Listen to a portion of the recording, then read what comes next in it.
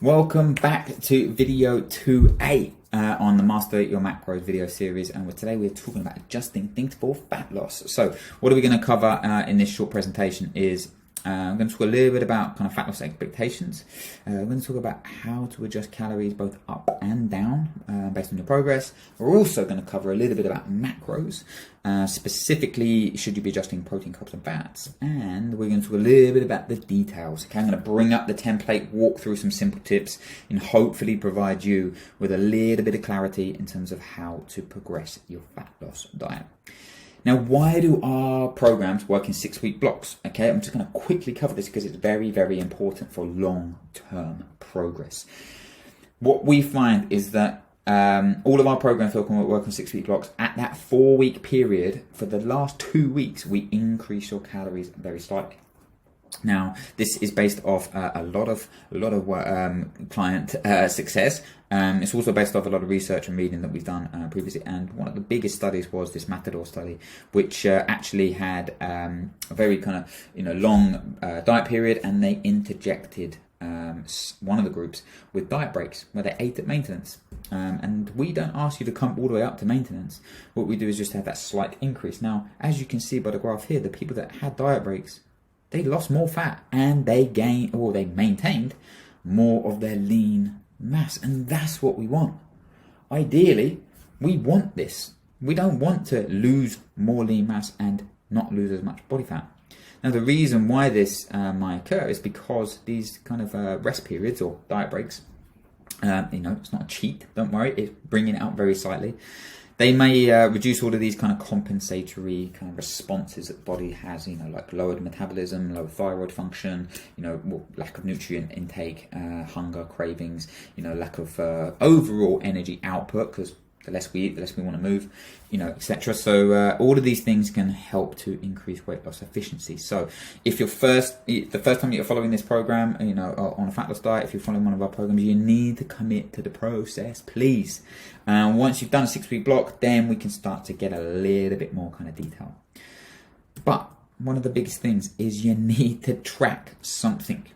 If you're not tracking your progress in some form, I'm not asking you to do everything, but if you're not tracking in some way, if I say to you, how did you get on? And you're like, I don't know.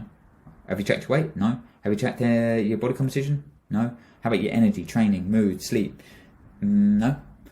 Well, how are we meant to know how to adjust?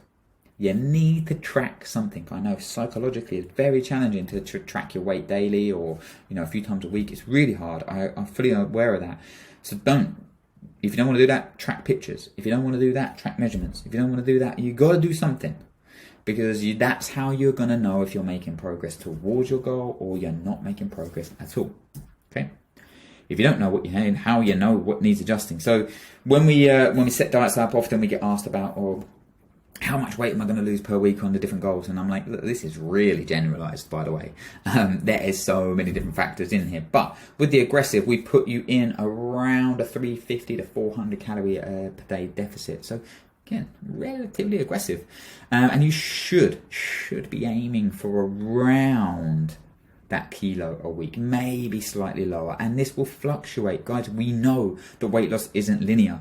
So you've got to be looking at the averages, okay? So you can just see here that we kinda, would be kind of setting our diet up to here. Now, the more aggressive the diet is, the kind of more at risk you are of losing muscle mass. Okay, so this should be done for shorter periods of time, maybe one cycle, or kind of like certain times of the year. Now, probably a longer term thing. If you haven't got a specific time frame to hit your goal, then you can go moderate or gradual, because that's going to help you to maintain or gain lean muscle mass.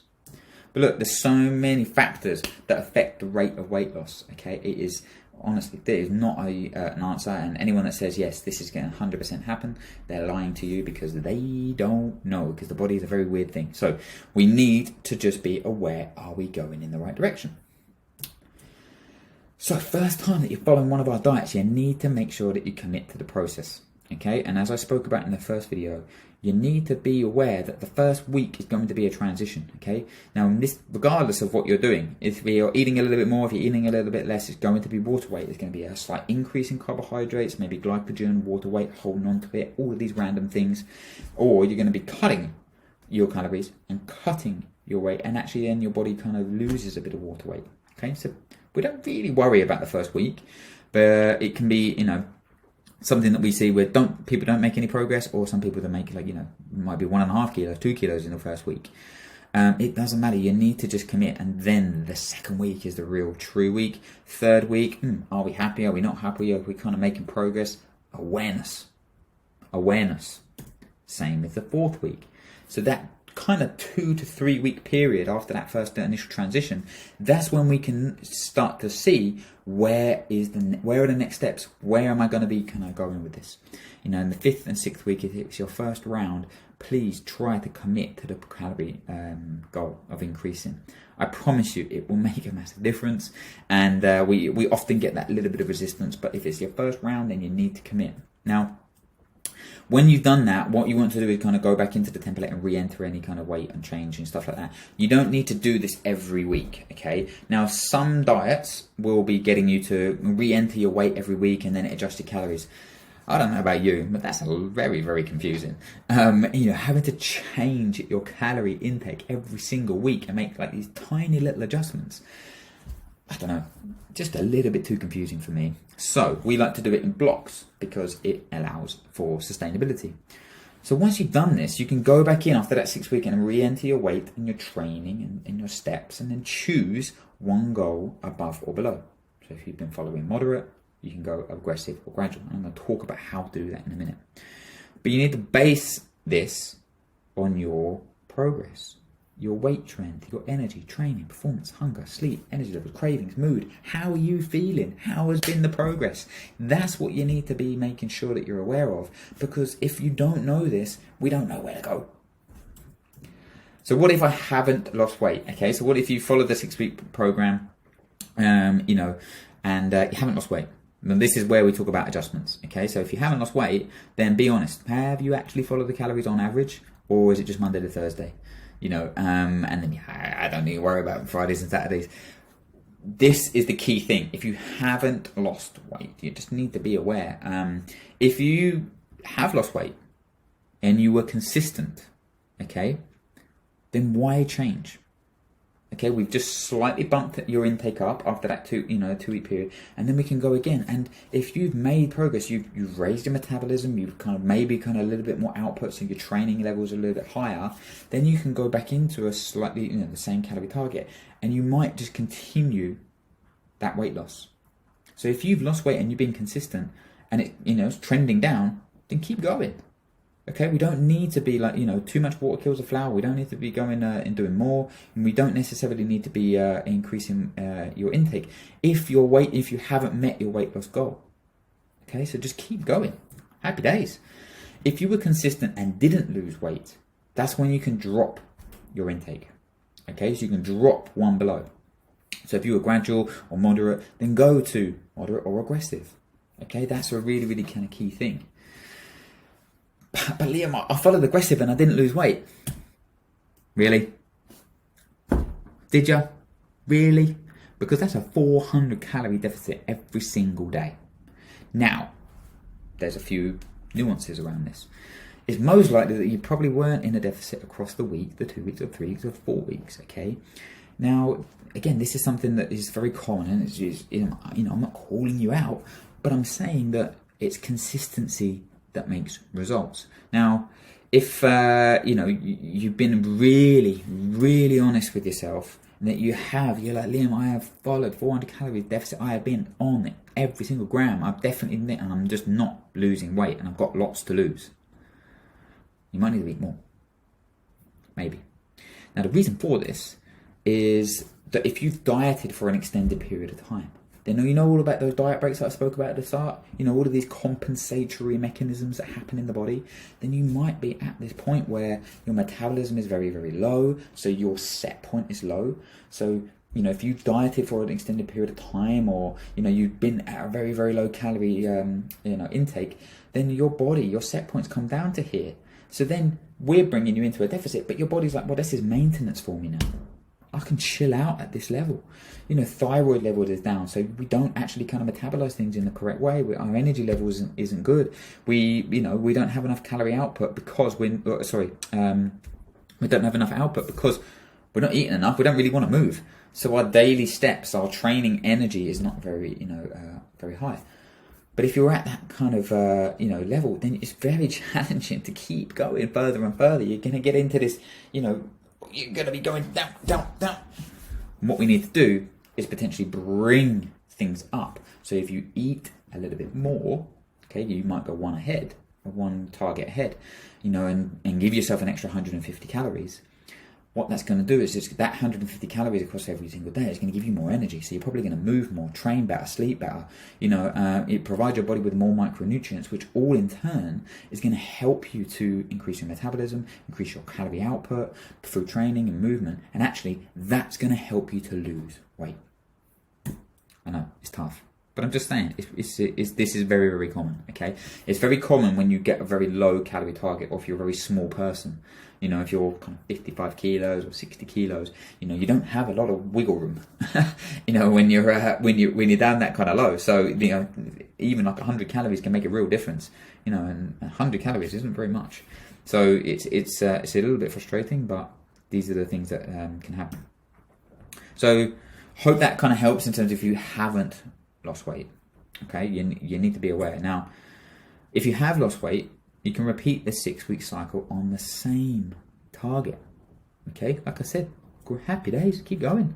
Or you can increase that target to one above.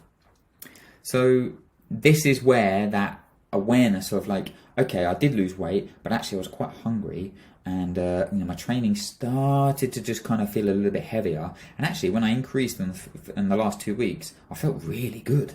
Yeah, I didn't necessarily lose any more weight, but I felt amazing. That, in turn, as your body as it starts to kind of, get used to this caloric intake, then you'll start to see kind of weight loss again. Weight loss isn't linear. You'll have periods where you drop, then you'll kind of maintain, but you feel good, everything's great, I'm training better, recovering better, sleeping better, and then bang, you can kind of fall down again.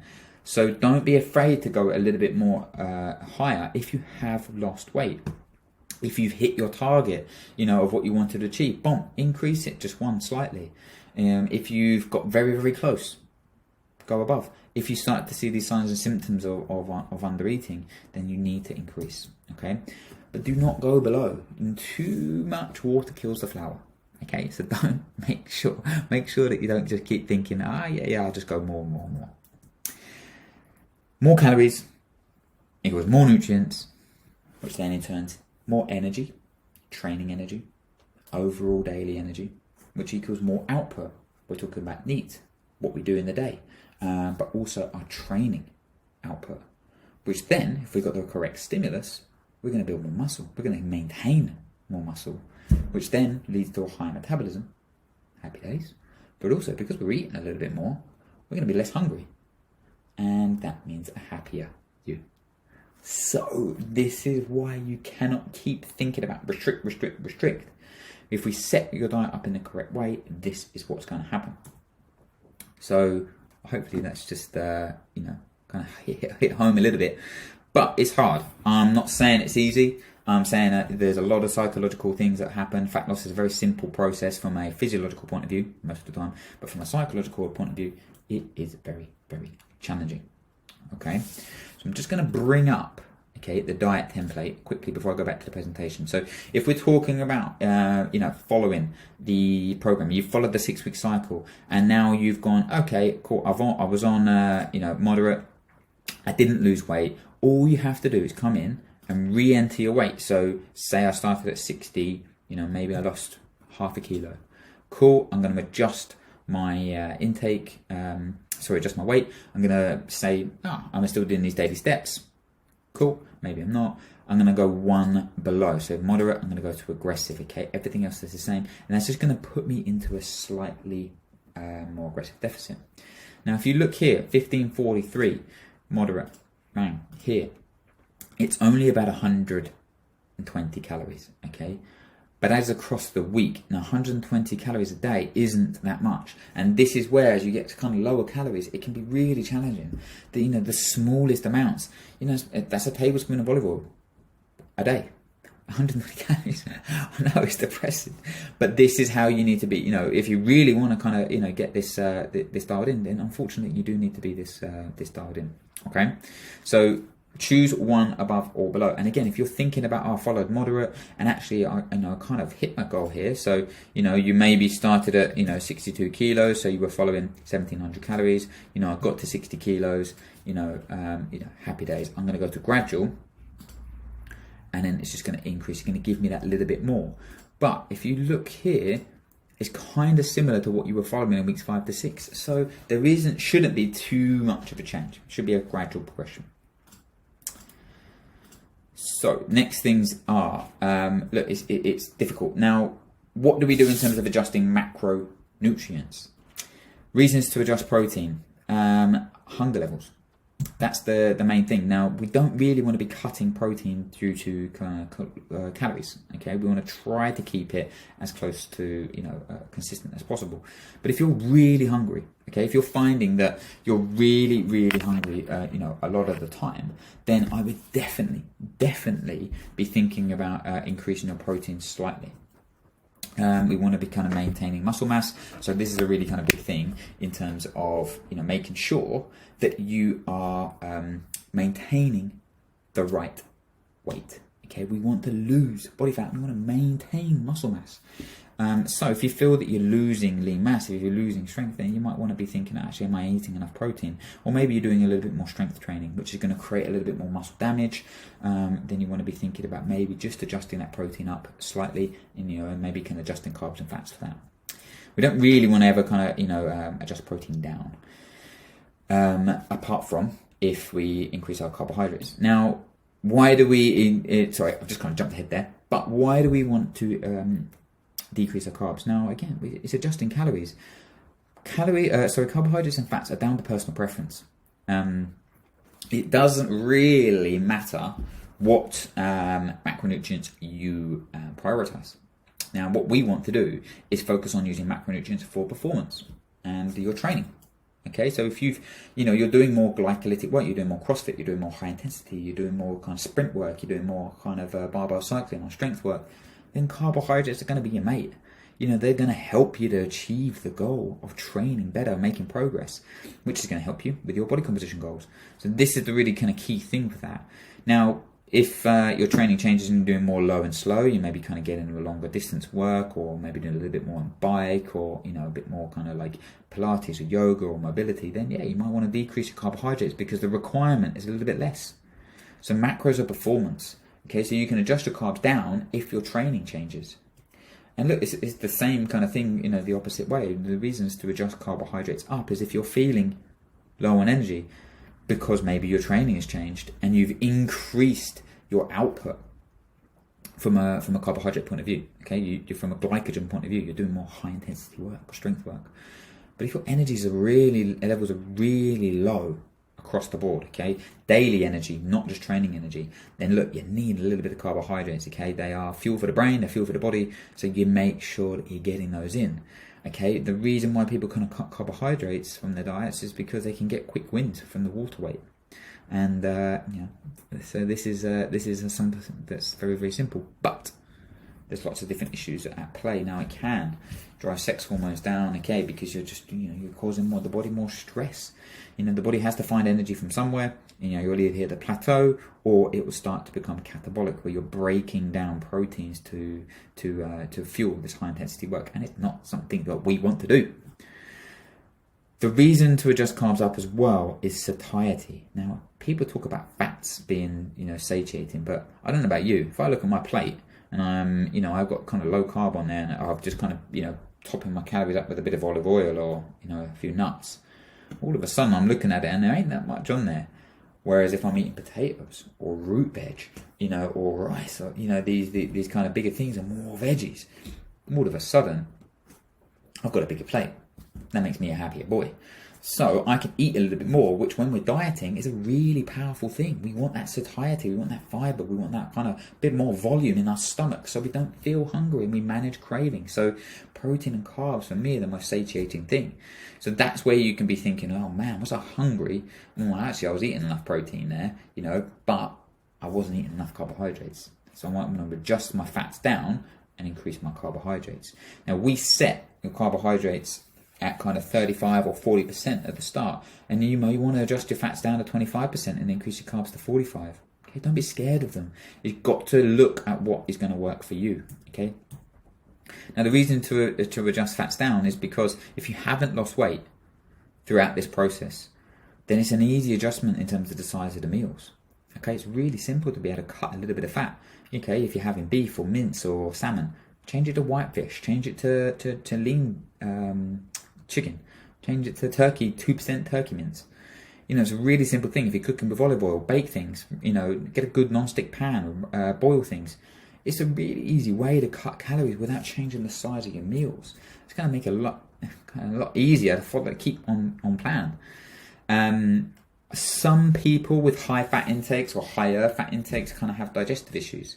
You know, whether that's the certain type of fats and oils and stuff like this that we find kind of cause issues. So potentially, if you're feeling a little bit bloated, we can often kind of demonize carbohydrates for this. But sometimes I just find that it's from fats. And changing training. Again, you're doing a little bit more higher intensity, or your progression with training because you lost a bit of body weight. You're kind of doing more reps, more rounds. You know, so you're getting through a little bit more work. You know, you're burning through carbohydrates a little bit more readily. We want to be maybe kind of taking the fats down and increasing the carbs because that's aligned to what we are doing.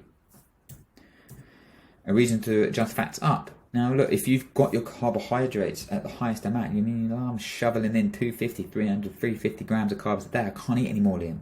I'm like, cool. Well, if you need to eat a little bit more calories, then you can easily add fats, just on the reverse of what we did with them when we took them out. You know, just a little bit more oil or a little bit more nuts and seeds and coconut or, you know, higher fat dairy or, you know, a couple of eggs on stuff. It's a really easy way. So if your carbs are at the limit and you feel that you can't eat anymore, then you can adjust your fats.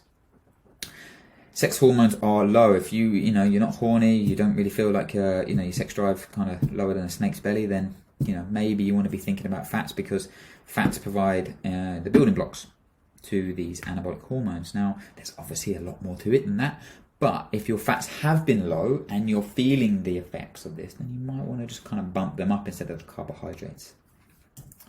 And muscle soreness, there is some efficacy in terms of the right types of fats, smart fats, to help reduce muscle soreness.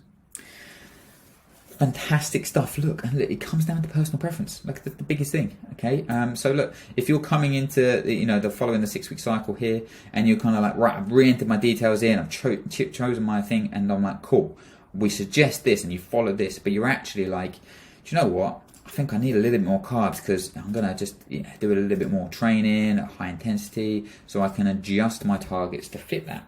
Okay. Now, what we don't want is necessarily to be kind of lower than kind of 20 to 25% of fats. Okay, that's where we want to be thinking about kind of just having that kind of kind of cutoff point. So you can go maybe kind of 45 here, so you can choose that.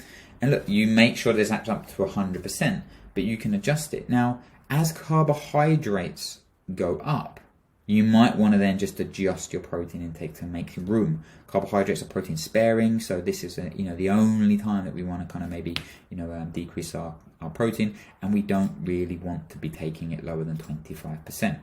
So for me, I would suggest that you probably see how you get on in these 2-week periods. So I'd follow this when we're in fat loss at 30%, and then for that 5 and 6 weeks and then that second cycle, I would just decrease your protein, increase your carbohydrates, and that's going to help you to see if that's a kind of more beneficial thing for you. Again, we're not dropping it to very, very low protein. We're just making some adjustments. And look, this is how you want to kind of set things up. The reason why we use templates is to allow you to customize things. Okay, yeah, these are as we know, these are a starting point, but we need to be able to personalize it and maintain it and sustain it. So this is how I want you to be thinking about adjusting. Okay, but you got to base it off your progress. Okay, so if you're feeling a little bit hungry, make sure you're hitting your protein and then increase your carbohydrates for that volume. If you're doing more high intensity work, more strength training, then increase your carbohydrates. If you're starting to do a little bit more low and slow and you're not maybe doing as much, then increase your fats and decrease your carbohydrates. But it's down to personal preference. But you've got to align your macros to what training and what goal and performance thing you have you're focusing on. So I hope that helps in terms of giving you a little bit of an overview in terms of how to set the template up. And look, there's a little bit of recap here. There's a 6-week block for a reason. You know, I mean, look, you've got to track something, okay? Now, don't mind if you track, weight, everything, body composition. You can track everything. You can track one thing. But you've got to be tracking something so we can be aware of what needs to be adjusted. And look, we want to make small changes. So that's why we have these small adjustments, okay? So rather than big, aggressive changes that just really affect how we're going to, set up our diet, we want to make small changes. And this is where the consistency comes in. I'm not a fan of making adjustments every single week. I'm not a fan of high days, low days, medium days, this day, that day. Well, it just becomes way too confusing. We want to make these small changes and build this consistency. And remember, calories for body composition and macros are performance, okay? So if we need to set the targets to reduce your calories, to reduce your body composition, and we need macros to fuel your training. Fantastic, guys. Thank you so much for watching this. We've got the last kind of video in this series is going to be covering nutrient timing and meal choices and meal structure for fat loss, and this will be wrapping up this 3-part series on Master Your Macros. Guys, thank you so much for watching. Hope this helps, and talk to you soon.